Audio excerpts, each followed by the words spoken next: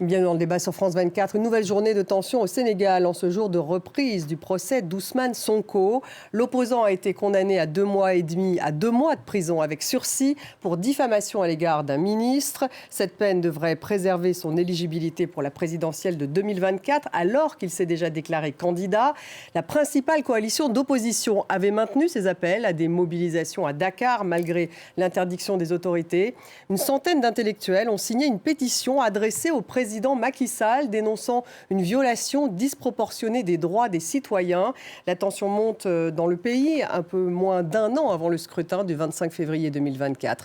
On va revenir sur cette condamnation d'Ousmane Sonko. Qui est-il ce principal opposant du parti au pouvoir? Macky Sall va-t-il se présenter à la prochaine présidentielle? Quels sont les risques de dérive ou encore de violence dans ce contexte préélectoral? Voilà les questions que nous allons poser à nos invités. J'ai le plaisir d'avoir à mes côtés Francis Patindé. Bonsoir. Bonsoir. Vous êtes enseignant à Sciences Po. Merci d'être avec nous ce soir. Stéphane Ballong est avec nous. Bonsoir Stéphane. Bonsoir Stéphanie. Rédacteur en chef Afrique à France 24. Bienvenue également. Hassan Diop, bonsoir. Bonsoir. Merci d'être là. Journaliste spécialiste de l'Afrique, ancien de RFI, on peut le dire. Merci d'être là. Nous avons également avec nous Sarah Sacco, notre correspondante, qui est avec nous donc en direct de Dakar. Avant de démarrer cette discussion, je vous propose de faire un point en images sur notamment cette condamnation d'Ousmane Sonko à 2 mois de prison avec sursis. 2 mois de prison avec sursis et 200 millions de francs CFA de dommages. C'est la peine dont a écopé Ousmane Sonko dans son procès qui l'oppose à l'ancien ministre du Tourisme, Mame Mbaye Niang. Mais l'essentiel est préservé. Selon ses avocats, cette peine n'empêchera pas une candidature du chef du PASTEF à la prochaine présidentielle de 2024. La question est de savoir si cette condamnation le rend inéligible. La réponse est naturellement non. Il peut toujours se présenter et compétir à l'élection présidentielle. Pour l'instant, c'est ce constat qu'on fait, et puis après, on avisera pour le reste. L'opposant politique était poursuivi par le ministre du Tourisme sénégalais pour diffamation, après l'avoir accusé publiquement de détournement de fonds. Tous les Sénégalais savent et doivent le savoir. Ousmane Sonko est un menteur. C'est quelqu'un qui a diffamé. Quelqu'un qui a menti sur toute la ligne. Les partisans d'Ousmane Sonko dénonçaient un procès politique pour l'empêcher de se présenter à l'élection présidentielle de l'année prochaine. Des accusations rejetées par le gouvernement. Le parti présidentiel accuse au contraire l'opposant de vouloir paralyser le pays. Ousmane Sonko va désormais pouvoir se concentrer sur une autre affaire judiciaire. Il est accusé de viol et menace de mort par Adji Sarr, une employée d'un salon de massage. Sarah Sacco, vous êtes avec nous en direct de Dakar. Quelle était l'ambiance aujourd'hui? Il devait y avoir cette marche de l'opposition, malgré l'interdiction des autorités à Dakar. Quelles ont été finalement les réactions côté Ousmane Sonko et côté du ministre? Alors les réactions publiques, c'est celles des avocats qu'on vient d'entendre dans le sujet. Moi, ce que je peux vous dire, c'est qu'aujourd'hui, Dakar est un peu ville morte. Depuis ce matin, en fait, très peu de circulation. Là où il y a d'habitude beaucoup d'embouteillages, les gens ont préféré rester chez eux. Les écoles sont restées fermées. Les commerces également, beaucoup de commerces sont fermés à la mi-journée. Les gens craignaient en fait d'éventuelles heurts. En cette fin d'après-midi, au moment où je vous parle, en tout cas, la ville est calme, pas d'incident majeur à rapporter. Vous l'avez dit, Ousmane Sonko avait appelé ses sympathisants à la mobilisation. C'était également le cas hier où quelques heures avaient été enregistrées. Aujourd'hui, on peut dire véritablement que la capitale est restée calme. Ces marches étaient interdites par le préfet de Dakar. Elles étaient autorisées en revanche dans certaines localités du pays. Donc pas d'incident à signaler pour l'instant. Du côté d'Ousmane Sonko, on ne sait pas si la défense va faire appel de ce verdict. Les avocats nous ont dit qu'ils devaient d'abord se concerter avec leurs clients. Hassan Diop, donc pas d'appel a priori de ce verdict. D'abord, ce verdict lui-même, 2 mois avec sursis, c'est quoi? C'est plutôt clément? D'abord, à propos de l'appel, selon la législation sénégalaise, il me semble, lorsqu'un justiciable est absent à son procès, en général, il ne peut pas faire appel du verdict qui a été prononcé. Donc, si l'on se fie donc à la législation du Sénégal, au code pénal, il ne pourra pas faire appel à l'issue donc de cette condamnation en première instance. Je crois que on pourrait dire peut-être tout est bien qui finit bien pour Sonko, en tout cas concernant ce premier procès. La justice, en tout cas, s'est montrée clémente dans son verdict par rapport aux 2 ans qui avaient été requis par le procureur de la République dans cette affaire. Donc, non seulement il échappe à cette fameuse exclusion du jeu électoral, en tout cas à ce stade, et parce qu'au Sénégal, il faut savoir que lorsqu'on est condamné à 3 mois ferme ou à 6 mois avec sursis, on est rayé des listes électorales. Donc, ma foi, Ousmane Sonko s'en sort bien. Du côté du plaignant, je pense qu'il a obtenu gain de cause, puisqu'il était accusé aussi... C'est le ministre, C'est le ministre Mame Mbaye Niang, qui était l'ancien ministre du Tourisme, qui était accusé par Sonko via un rapport, etc., d'être impliqué dans une prévarication qui portait sur plus de 40 millions d'euros. Donc, il a obtenu gain de justice. Bon, ce qu'il faut constater enfin, c'est que ce qui est embêtant dans cette affaire, dans toutes les affaires, au fond, auxquelles Sonko fait face en matière de justice, c'est qu'à chaque fois, il fait appel à la rue pour arbitrer une affaire judiciaire. Et ça a donné effectivement, il y a de cela 2 ans, les violences que Dakar a connues, des émeutes, etc., avec plus de 10 morts, ce qui ne s'était pas produit au Sénégal depuis de nombreuses années. Alors, quand on se veut, si vous voulez, le défenseur de l'état de droit, tout en remettant en cause à chaque fois la justice, quand on est impliqué dans une affaire, il y a un vrai malaise. Mais alors lui, il dit justement qu'on veut le condamner pour le rendre inéligible, que le pouvoir souhaite finalement qu'il ne se présente pas aux élections. C'est ça son discours, Francis Patindé. Oui, absolument, c'est ce qu'il dit. Alors, juste pour préciser, au Sénégal, pour avoir couvert quand même 3 élections présidentielles, et c'est souvent tendu. Et ce qu'on voit actuellement, même le fait de jouer la rue pour Sonko, moi, ça me rappelle Abdoulaye Wade. Quand il était opposant, il a souvent joué de la rue. Il a contesté la justice, il a fait pas mal de choses, mais ça s'est joué. D'ailleurs, on l'appelait, il avait ses calots bleus, donc c'est des gens qui organisaient des manifs dans la rue tout le temps. Il était surnommé le président de la rue. Le président de la rue. Et en 2012, il y avait eu des incidents tout de même. Oui, même à parce l'époque. que Wade, il y avait la question du 3e mandat, l'évitable question du 3e mandat qui s'est posée à ce moment. C'est un scénario qui Stéphane. ressemblait un peu à ce qu'on... scénario actuel. À ce qu'on vit aujourd'hui. Juste pour dire, pour réagir à cette condamnation, à ce verdict que moi j'appellerais un verdict d'apaisement en quelque sorte. Et ce qui est intéressant d'observer, c'est cette habileté avec laquelle finalement Sonko a géré cette affaire. Parce qu'on est dans une situation où il était dans une position très inconfortable. Et finalement, en s'appuyant sur la rue, avec sa capacité de mobilisation de la société civile, mais aussi de l'opposition, il a réussi à tourner ce bras de fer qu'il a créé finalement en sa faveur. Et en cela, il sort gagnant de cette première... Il sort gagnant plus que le ministre, vous êtes d'accord, Hassan Diop ? Oui, et puis là, si vous voulez, le combat, c'était au-delà du combat versus le ministre du Tourisme, l'ex-ministre du Tourisme. Exactement. C'était véritablement aussi, je dirais, avec le débat de fond autour de la prochaine élection présidentielle. Vous l'avez dit, Sonko s'est déjà porté candidat à ces élections de 2024. À la dernière élection présidentielle, au premier tour, il a été éliminé avec 19 et quelques %. Il était arrivé en troisième position. Cette fois, il est présenté par les médias du monde entier, de Rome à la Mecque, comme étant l'opposant, le principal opposant à Macky Sall. Non, mais c'est la réalité. Bon, et cette réalité, comment elle s'est construite ? Elle s'est construite dans le fait que Sonko, effectivement, est un stratège hors pair. C'est quelqu'un de très intelligent, qui dénonce la corruption, qui mène une politique souverainiste. Il est vrai que les Sénégalais sont très fatigués. Sur le plan social, c'est un pays où les gens tirent la langue, partout comme dans le reste du monde d'ailleurs, avec l'inflation, avec la crise aussi de la Covid qui a plombé le secteur du tourisme dans ce pays et qui permettait à beaucoup de gens de vivre. Effectivement, il surfe sur un mécontentement général et puis il sait communiquer effectivement avec des jeunes. Alors, lorsqu'on dit que Sonko est potentiellement le prochain président du Sénégal, il faut être prudent parce que finalement, son public, ce sont les jeunes. Et la plupart de ces jeunes ne sont pas forcément inscrits sur les listes électorales. Alors justement, on va revenir en images parce qu'on a un portrait d'Ousmane Sonko. Son portrait est signé Khalid Oussi. C'est l'histoire d'un ancien inspecteur des impôts qui rêve d'un destin présidentiel. Pourtant inconnu de la scène politique sénégalaise il y a 10 ans, Ousmane Sonko, 48 ans, est aujourd'hui le principal rival du président Macky Sall. Mais c'est en 2014 qu'il commence à faire parler de lui. D'abord en créant son propre parti politique, le PASTEF, puis 2 ans plus tard, après son premier coup d'éclat médiatique. En sa qualité d'inspecteur des impôts, Ousmane Sonko accuse l'État sénégalais de fraude fiscale et détournement de fonds publics. Sanction immédiate, en août 2016, il est limogé par décret présidentiel pour manquement au devoir de réserve. Il publie dans la foulée Pétrole et gaz au Sénégal, chronique d'une spoliation. Ce livre est un véritable brûlot dans lequel il dénonce la gestion des ressources naturelles par le président Macky Sall et son entourage. Nous sommes en 2017, Ousmane Sonko est désormais une figure de premier plan.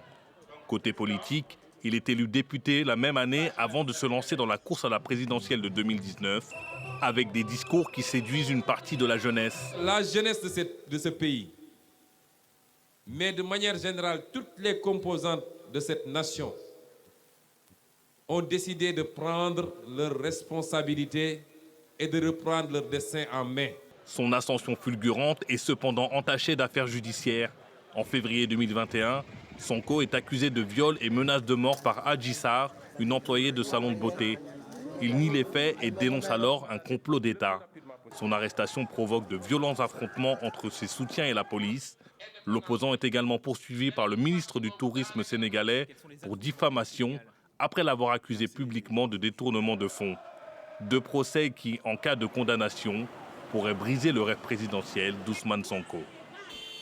On va revenir sur son projet. Il y a une petite inexactitude dans le sujet, vous me disiez? Oui, je crois qu'il a d'abord quitté ses fonctions avant de créer son parti. Et je pense même qu'avant de créer son parti, il a créé un syndicat, je crois. C'était un syndicaliste à la base. Donc, syndicaliste devenu politique, en tout cas, on voit un petit peu ce projet. Et il a la jeunesse derrière lui, c'est ce que vous disiez. Sarah, vous qui êtes sur place, c'est ce que vous avez constaté, qu'il avait la jeunesse derrière lui, la jeunesse sénégalaise, et peut-être celle de Dakar en particulier, ou pas ? Oui, bien sûr, la jeunesse sénégalaise, et ça fait déjà quelques années qu'il a vraiment cette étiquette de candidat de la jeunesse. En fait, ce que les jeunes voient en lui, c'est l'homme de la rupture, monsieur anticorruption, ça a été bien souligné dans le sujet. Il le voit comme un homme intègre, capable d'apporter plus d'équité sociale. Et puis quand on parle à ces jeunes, que ce soit au moment des législatives l'été dernier ou avant, au moment de la dernière présidentielle en 2019, ce qu'ils vous disent surtout, c'est qu'ils en ont assez de la situation présente, du manque d'emploi, donc du manque de perspectives pour la jeunesse. Ils voient vraiment en Ousmane Sonko l'homme du changement capable en fait de régler leurs problèmes. Il y a également quelque chose d'intéressant, c'est la manière dont Ousmane Sonko communique. Il est omniprésent sur les réseaux sociaux. Sa page Facebook a d'ailleurs plus d'abonnés que celle du président Macky Sall. Et Facebook, on le sait, c'est de loin le réseau le plus populaire ici au Sénégal et même dans la région. Il multiplie les allocutions sur sa page et sur les réseaux sociaux, souvent allocutions nocturnes d'ailleurs. Et donc ce qui explique, en tout cas ça n'explique peut-être pas sa popularité auprès de la jeunesse, mais ça indique donc la manière dont il est suivi par cette jeunesse. Et il est en tout cas très populaire auprès des gens avec qui on discute. Et puis il faut quand même dire que le Sénégal a une population très jeune. Francis, vous êtes d'accord avec ce que vient de dire Sarah Sacco? Alors, il y en a de nombreuses personnes qui le qualifient de démagogue, de candidat anti-système, avec une ligne souverainiste dure. C'est aujourd'hui celui qui s'oppose. Vous savez, il n'y a plus de grandes figures au Sénégal. Il y a le président Macky Sall, certes, mais avant, on avait le président Wade et son fils Karim, il est toujours en exil au Qatar. Il y a Khalifa Sall, l'ancien maire de Dakar, qui a été condamné. D'ailleurs, les deux attendent d'être amnistiés, une éventuelle amnistie avant de retour. Aujourd'hui, Sonko incarne au niveau de la jeunesse, même au-delà de la jeunesse, l'homme qui s'impose, la figure iconique de l'opposition. Donc c'est ça le problème. Et comme on est dans une période d'incertitude, Hassan a parlé tout à l'heure des problèmes sociaux, des problèmes économiques, et surtout la question lancinante du président qui va peut-être solliciter un 3e mandat. Alors pour l'instant, on n'en est pas sûr justement du président. Mais pour terminer sur Ousmane Sonko... Oui, peut-être. Juste l'aspect souverainiste du personnage. Moi, j'ajouterais, honnêtement, ils détestent être qualifiés de populistes, mais c'est un véritable populiste. Et il utilise la stratégie, je dirais, des populistes. J'en prendrai pour preuve, lors de la dernière campagne des élections législatives au Sénégal, il avait tenu un discours à Dakar lors d'un meeting de soutien à l'un de ses partisans, je crois que c'était Barthélémy Diaz à Dakar. violente diatribe contre l'homosexualité. Et il a dit que sa première décision, s'il venait à être élu à la tête du Sénégal, c'est de durcir les lois contre l'homosexualité. Là, évidemment, il va dans le bon sens du poil, si vous voulez, du Sénégal populaire, parce que la plupart des gens sont des musulmans convaincus et effectivement sont souvent hostiles à l'homosexualité. Je veux dire que pour un homme politique qui se dit responsable, respectueux de l'état de droit, et qui s'adresse à la jeunesse, qui se veut moderne, je veux dire, c'est de la démagogie de surfer sur la réprobation de l'homosexualité pour défendre ses positions politiques. Et enfin, pour moi, toujours en tant qu'observateur et en tant que Sénégalais, parce que je suis très touché par ce qui se passe dans mon pays. Il faut le savoir. Eh bien, ça se voit. Voilà. Et je considère que, par exemple, aujourd'hui, le seul argument qui vaille pour le camp de Sonko, c'est la justice, pour fendre la justice et dire Macky Sall va avoir un 3e mandat, on va se battre contre ça. Mais en aucun cas, je ne vois de programme, en tout cas, qui est présenté par le grand opposant. Pas de vrai programme, une rupture en tout cas. Oui, mais en fait, c'est ce qui est un peu dommage. Est-ce que c'est du fait d'Ousmane Sonko? Je pense que c'est du fait de tout le monde. C'est vrai que les affaires judiciaires ont pris le dessus sur le débat démocratique, le débat politique. Ousmane Sonko, il faut quand même le dire, a écrit un livre qui peut s'apparenter à un programme, en tout cas, dans son contenu. Quand il parle du pétrole et du gaz et qu'il parle de spoliation, ça donne une idée de sa ligne. Ça, c'est le côté souverainiste, c'est le j'imagine. Oui, c'est le côté souverainiste, le côté bonne gouvernance, j'allais dire aussi. Et puis... peut-être qu'il est populiste, moi je ne le dirais pas comme ça, mais en tout cas il a un discours qui séduit des jeunes. Le bémol que je mettrais, des jeunes, on parle surtout des jeunes urbains, en zone urbaine. On ne sait pas ce qu'est la réalité de sa popularité en dehors de Dakar. Donc oui, il a peut-être pas un discours aujourd'hui sur le programme, mais en tout cas, c'est quelqu'un qui, on le voit, a des idées qui sont pas loin de celles de Macky Sall en 2012. Bonne gouvernance, redistribution, c'est des idées qui sont... Peut-être la stratégie est différente. La stratégie est différente que celle de Macky Sall. En plus, on n'est pas en période électorale. On a 11 mois des élections, c'est ça, 11 mois des élections le 25 février l'année prochaine. On sent la tension monter quand même. Mais on n'est pas du tout en période pour qu'on parle de programme élaboré et tout. D'abord, il n'est pas sûr qu'il y aille. Il est peut-être pas sûr. Il a dit qu'il y allait. Non, il veut y aller. Il veut y aller. Sonko, oui. Sonko, il s'est porté candidat. Bon, mais est-ce que c'est sûr qu'il va y aller? Pour vous, il y a une incertitude. Oui, parce qu'il y a le procès Adji Sarr. Oui, alors, on va en parler, ça juste aussi. Juste une phrase, c'est que il y a quand même, dans la plupart de nos pays, parce que le Sénégal n'en a pas le monopole, une forme d'instrumentalisation de la justice et de l'administration fiscale pour barrer la route au pouvoir aux opposants. Alors, vous rejoignez justement la question d'un internaute. Sonko n'est-il pas victime d'un procès politique? Voilà la question. Vous pouvez répondre. De mon point de vue, si par exemple on se fie au verdict d'aujourd'hui, rien n'est fait pour lui mettre des bâtons dans les roues, en tout cas pour aller vers la présidentielle. Lorsqu'il y aura le procès Adji Sarr, si ça se tient d'ici l'élection présidentielle de 2024, rien ne dit qu'il sera condamné. Mais ce que je constate... Donc vous dites pas de procès politique? Moi, je constate qu'il politise... Ses partisans disent ça. Non, mais je constate qu'il politise d'emblée, si vous voulez, le débat judiciaire. Parce qu'à chaque fois qu'il est convoqué pour s'expliquer devant la justice, devant un magistrat, il en appelle à la rue pour l'escorter. Moi, je ferai quand même une dissection entre les deux affaires. Soyons factuels dans l'affaire qui vient d'être tranchée. Celle de diffamation contre le ministre. Est-ce qu'il y a eu des propos d'Ousmane Sonko des propos diffamatoires vis-à-vis du ministre? La réponse, quand on regarde les faits, la réponse est oui. Est-ce que le ministre a eu raison de saisir la justice? À sa place, je ferai la même chose.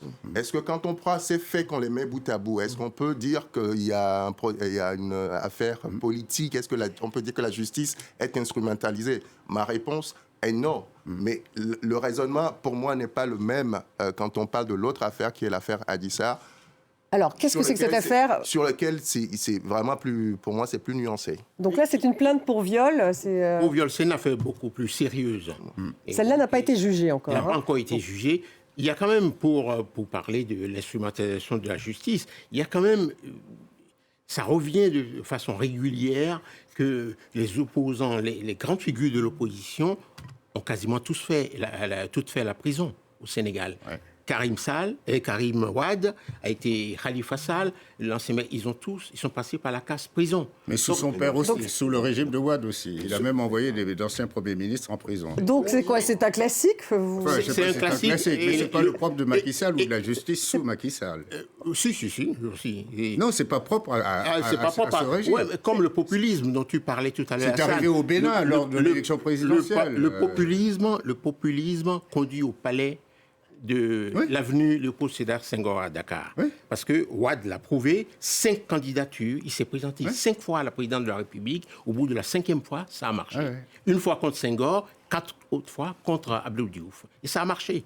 En tout cas, il y a cette tribune d'intellectuels qui dénonce le recours, je cite, à la répression, à la police, à la justice. Je suis signataire. Avec Vous êtes signataire, Francis, très bien. Francis Patindé est signataire. Donc, parce qu'il y a un intellectuel également comme l'historien Mamadou Diouf.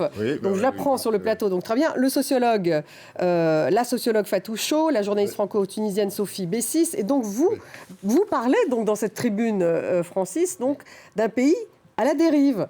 Et cette pétition demande à revenir à un environnement plus pacifique. Donc la démocratie sénégalaise ne doit pas être écornée. C'est ce que dit l'historien Mamadou Diouf. Est-ce qu'elle est déjà écornée? Elle est écornée parce que ça nous fait mal. Parce que moi, en dehors du pays qui est le mien, le Bénin, moi, c'est le pays auquel je suis le plus attaché, le Sénégal. J'y ai vécu 4 ans et j'ai travaillé, j'ai été 100 fois en reportage là-bas. Donc c'est un pays auquel je...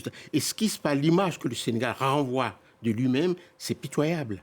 Depuis quand Depuis quand même, on ne dira pas, justement, moi je ne veux pas dire que c'est Macky Sall qui a inventé ça, mais ça descend dans les bas-fonds, il y a beaucoup de violence, il y a beaucoup l'armée, les forces de l'ordre qui sortent pour rien. Je trouve qu'il faudra un peu plus de sérénité dans le débat, ce qui n'est pas le cas. Hassan Diop, il y a une dérive, un risque de dérive. Lorsqu'on parle de risque de dérive, finalement, on attaque de manière frontale le pouvoir qui est en place.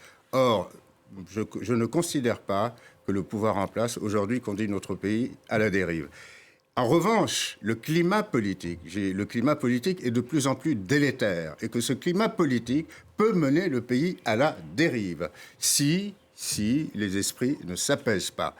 Et pour revenir quand vous dites qu'il est délétère, qu'est-ce que vous voulez dire? Climat délétère, c'est-à-dire quand on oppose la rue à la justice, quand on se met à invectiver les responsables politiques au pouvoir, au prétexte qu'ils ruinent le pays, etc. Et quand on réprime dans des proportions qui dépassent les bornes, quand même. Non mais d'accord, ok, mais en tous les cas, on ne peut pas parler d'un pays à la dérive. Ouais. Et je constate aussi que certains signataires de cette pétition, avec tous les respects que je leur dois, et parmi eux d'illustres écrivains de chez moi, de mon pays, parle d'un pays du Sénégal à la dérive, mais ferme les yeux sur les dérives politiques, et cette fois réelles, d'un Paul Kagame vis-à-vis de son opposition au Rwanda. Donc, si vous voulez, oui, mais je veux dire, quand on a de la clairvoyance, quand on regarde les choses de manière juste et équitable, effectivement, il faut aussi... non, mais... Francis, et ces signataires ne tarissent pas d'éloges pour M. Kagame. Vous ne sentez pas pointer du doigt, là, et puis enfin, je pense désigné par... Et puis la plupart des signataires, notamment étrangers, qui, encore une fois, très respectables, Boné Soyinka, etc., méconnaissent, à mon avis, la situation réelle politique du Sénégal. Mais enfin, Stéphane, quand même, le Sénégal, c'est le modèle de la démocratie en Afrique. Ça, il faut le dire, ça fait vraiment partie des modèles. Donc, est-ce que ce modèle est un peu écorné avec ce qui se passe en ce moment? Oui, clairement un peu. Et je pense que c'est de la responsabilité de tous. Je vais dire, il y a d'un côté... Pourquoi on est dans cette situation, dans ce climat délétère aujourd'hui? On parlait tout à l'heure du contexte socio-économique qui n'est pas du tout favorable, des jeunes qui sont au chômage. Mais ça, c'est pas nouveau. C'est pas nouveau. Mais c'est exploité. Mais pourquoi l'autre partie, Ousmane Sonko, arrive à l'exploiter si on peut parler d'exploitation? C'est parce qu'il y a un élément qui le lui permet.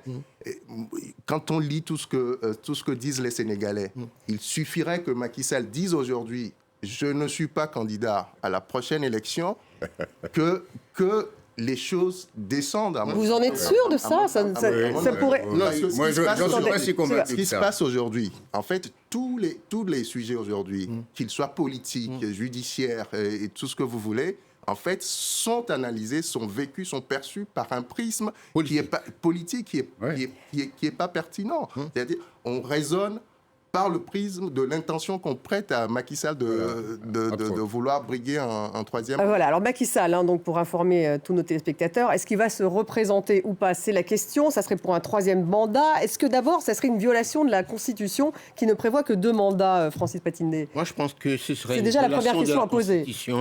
Et parce qu'il a fait... Et d'abord, je vais vous expliquer. En 2012, quand il est arrivé au pouvoir, moi, je vivais au Sénégal en 2012. Et je travaillais pour les Nations Unies. C'était avec la transition avec Wade. Il a dit clairement que s'il était élu, il ne ferait qu'un seul mandat. Et le mandat était de 7 ans à l'époque. Bon, il a fait les 7 ans, il a dit qu'il a consulté les juristes, il n'est pas question de... Il a refait, il est en train de finir là un autre mandat de 5 ans. Ça lui fera quoi? 12 ans. Il aura fait l'équivalent de Wade au pouvoir en février prochain. Donc je pense que il est temps pour lui de s'effacer, de laisser la place à quelqu'un d'autre. Cette histoire récurrente chez les chefs d'État africains de changer des constitutions et puis après de dire on remet les compteurs à zéro, on redémarre maintenant, ce n'est pas sérieux. C'est encore moins sérieux pour le Sénégal. Hassan Diop, mais pourquoi est-ce qu'il est toujours mystérieux? Encore mystérieux, 11 mois avant, sur est-ce qu'il y va ou il n'y va pas? Écoutez-moi, à sa place, j'adopterai peut-être la même attitude, c'est-à-dire refuser les injonctions d'un homme politique, fût-il mon adversaire, de me dire, oui, dites si vous y participez ou pas. Oui, mais Stéphane a l'air de dire que c'est ça qui attise l'attention. Oui, mais c'est instrumentalisé par l'opposition, évidemment. C'est le chiffon rouge. Vous pouvez plaisanter. Alors, est-ce que juridiquement, il a droit ou non d'y aller? Il y a eu le précédent d'Abdoulaye Wade. Ouais. Lui-même, qui effectivement... Attendez, laissez-moi parler. Oui, bien sûr. Il avait amendé la Constitution, et donc pour effectivement ramener le mandat présidentiel à 7 ans, et donc il a dit, comme j'ai amendé la Constitution, j'ai réformé la Constitution, on remet les compteurs à zéro. Donc c'est un peu la même chose, là. C'est un peu la même chose, c'est comme Abdoulaye Wade. Lorsque Macky Sall a été interviewé récemment par l'Express, c'est lui-même qui l'a dit. Il a dit qu'il a consulté les juristes, les magistrats de la haute juridiction de notre pays. Il peut y aller. Maintenant, l'interrogation qui est légitime est que, est-ce que moralement, effectivement, compte tenu, si vous voulez, d'une règle tacite, quand on fait 2 mandats, est-ce qu'on peut demander un 3e mandat? Effectivement. Là, et Francis a l'air de dire qu'il avait critiqué Wade à l'époque. Non, mais écoutez, vous savez, on peut repasser le film. D'abord, il avait rompu avec Wade, il avait été un des proches de Wade, il a été l'un des artisans de l'arrivée au pouvoir de Wade, et ils se sont fâchés. Ça arrive dans les familles politiques. Effectivement, un engagement que l'on tient aujourd'hui en tant qu'homme politique, on n'est pas forcément que l'on avance, on n'est pas forcé de le tenir 10 ans après. En tout cas, cet engagement, moi, je ne l'ai jamais lu disant qu'il ne ferait qu'un seul mandat. Il devrait en tout cas sortir de l'ambiguïté, vous dites, Stéphane. Je pense... Il faudrait qu'il l'annonce, oui ou non, il y va ou il n'y va pas. Je pense on est à 1 an de la prochaine présidentielle, moins d'1 an maintenant. Francis Patindé le disait tout à l'heure, il aura passé 12 ans au pouvoir. Je veux dire, il n'y a pas lieu de maintenir un suspense là où il y a plus d'enjeu, je veux dire. Et surtout quand on reprend, et c'est ça qui crée la tension, quand on reprend l'interview, cette fameuse interview qu'il a accordée à l'Express, il a dit beaucoup de choses.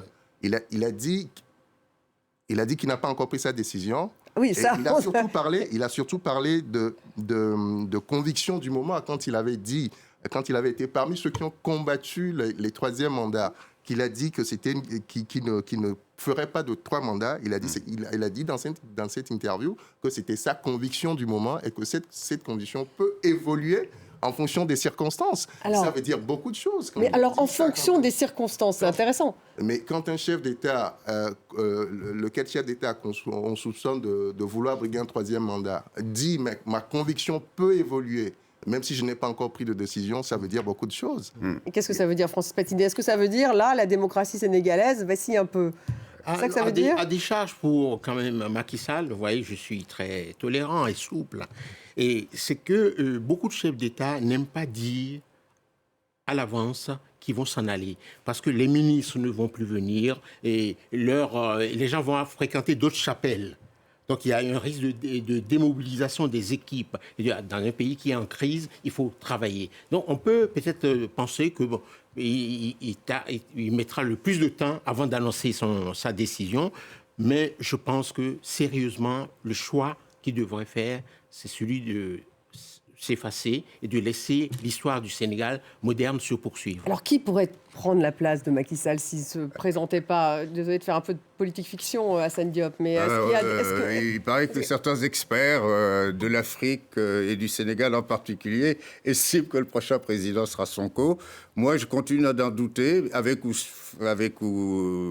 sans Macky Sall en face de lui. Je continue d'en douter, encore une fois, en raison, si vous voulez, de ces troupes qui sont effectivement particulièrement jeunes. Et les jeunes qui sont majoritaires au Sénégal, pour l'instant, ce ne sont pas... Évidemment, ils peuvent faire la différence peut-être lors d'une présidentielle s'il y a une véritable organisation, les inscriptions sur les listes électorales, etc. etc. Mais je doute qu'aujourd'hui, au jour d'aujourd'hui, ce serait très compliqué, en tout cas, que Sonko rapporte l'élection. Cela dit, on a vu ailleurs des personnes tout à fait inconnues devenir président de la République. Vous faites allusion à quel pays? Notamment en France, du jour au lendemain. Voilà. Donc, c'est une possibilité. Et donc, pour l'instant, il peut y avoir plusieurs hypothèses, finalement. Il reste 11 mois. Donc, c'est vrai que Aminata Touré, qui a déclaré sa candidature, alors elle, c'était une proche de Macky Sall. Elle s'oppose à lui. C'est une ancienne proche, désormais une ancienne proche de Macky Sall, qui a été ministre de la Justice, première ministre aussi. Qui est parti justement, qui a claqué la porte justement à cause de...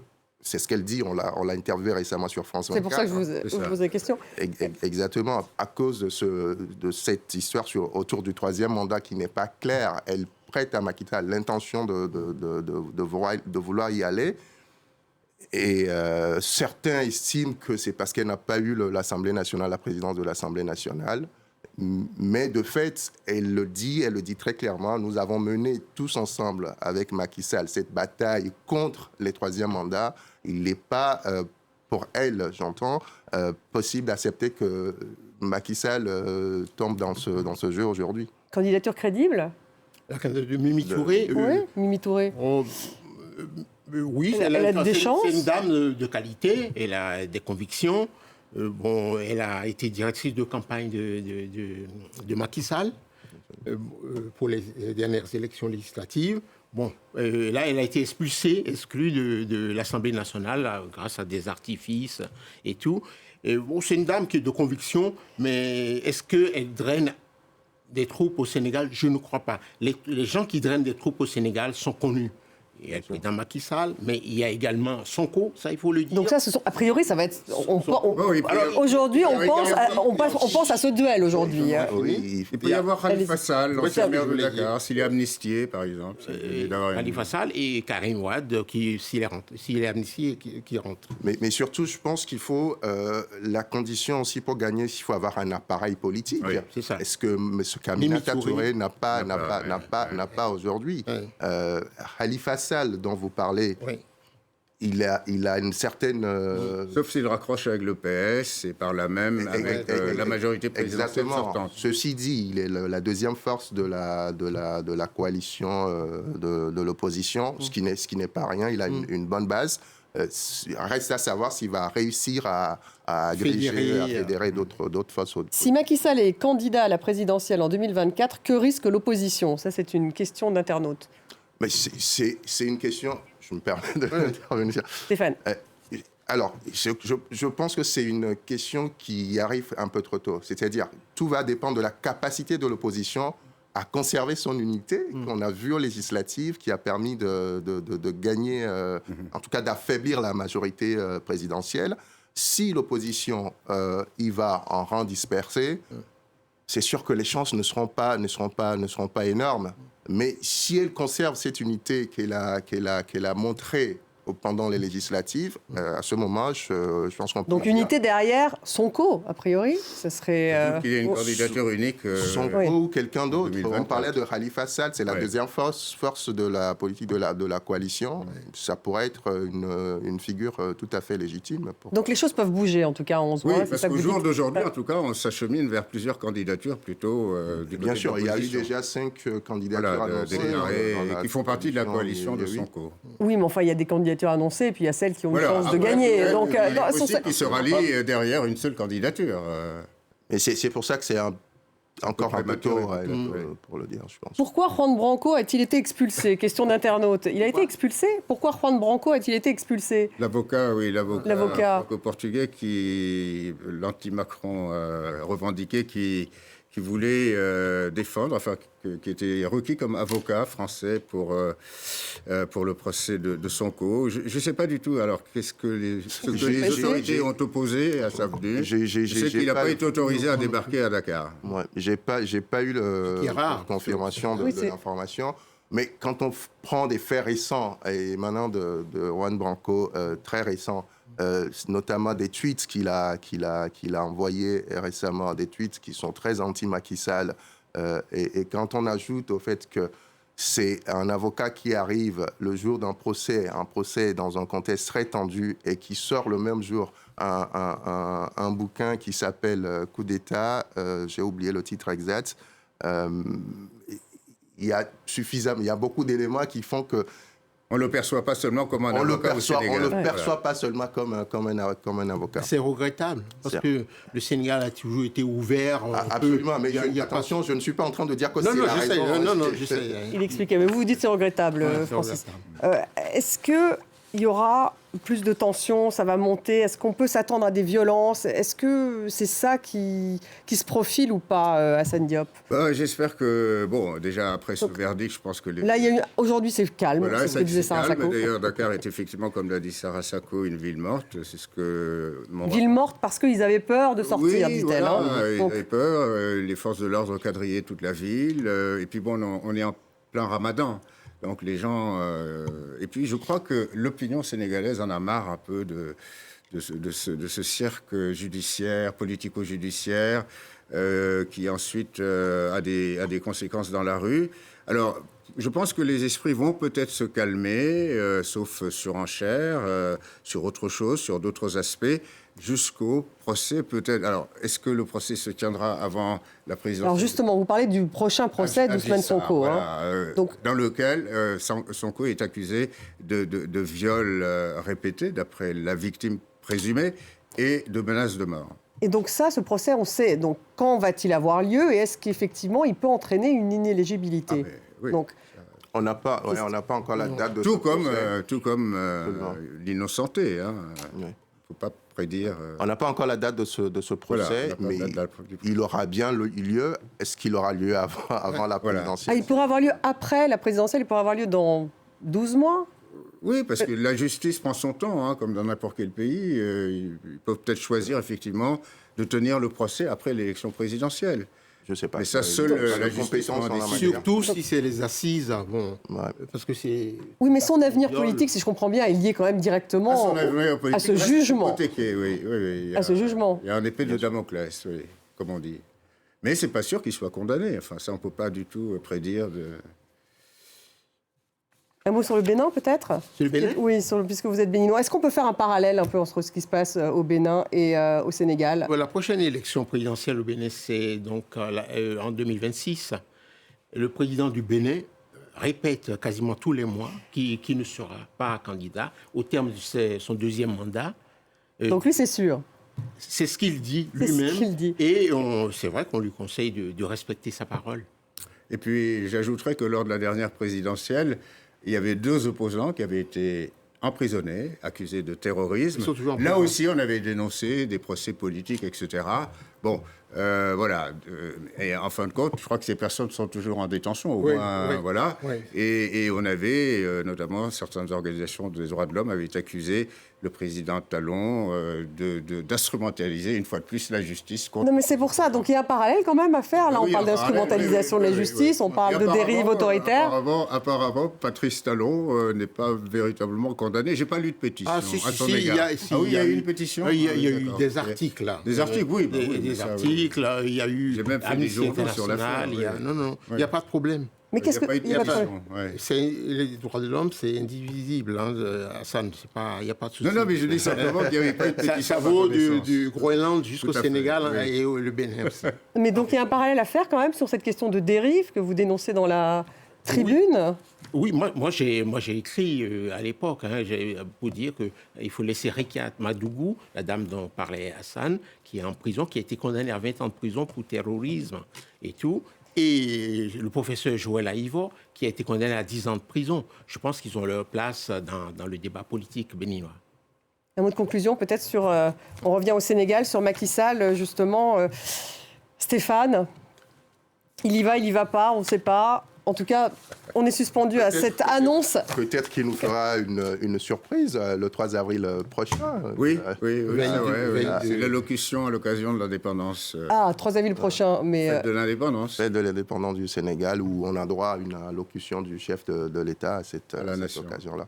Est-ce qu'il parlera fera une annonce à voir. En tout cas, à marquer dans le calendrier, le 3 avril, absolument. On saura peut-être si Macky Sall se présente ou pas aux élections de février le voile ou pas. 2024. Merci beaucoup à Sarah Sacco qui nous a quittés il y a à peu près une demi-heure, mais qui a participé au début de ce débat, notre correspondante à France 24. Merci Francis Patindé, merci beaucoup Hassan Diop, merci Stéphane Ballon. Merci à vous tous de nous avoir suivis et vous restez avec nous sur France 24.